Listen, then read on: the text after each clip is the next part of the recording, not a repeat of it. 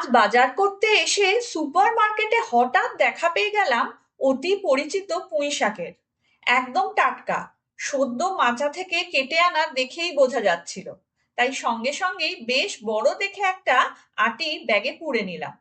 বাব্বা, কতদিন পর পুঁই শাকের দেখা পেলাম! জমিয়ে রান্না করা যাবে। আমার নিরামিষ পুঁই শাক ভালো লাগলেও আমার কর্তাটি আবার একদম বেড়াল। চিংড়ি বা মাছের মাথা ছাড়া পুঁই শাক তার মুখে রোচেই না।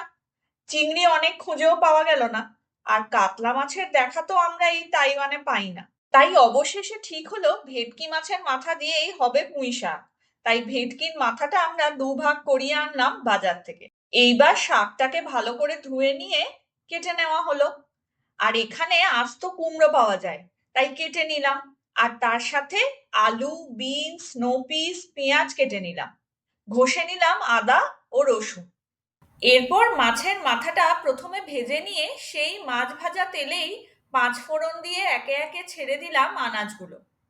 পরিমাণ মতো নুন, হলুদ আর জিরের গুঁড়ো মিশিয়ে পুঁই শাকের পরিত্যক্ত জলটা বেশ কিছুটা শুকিয়ে এলে ভেটকির ভাজা মাথার টুকরো দুটো মিশিয়ে দিলাম তাতে।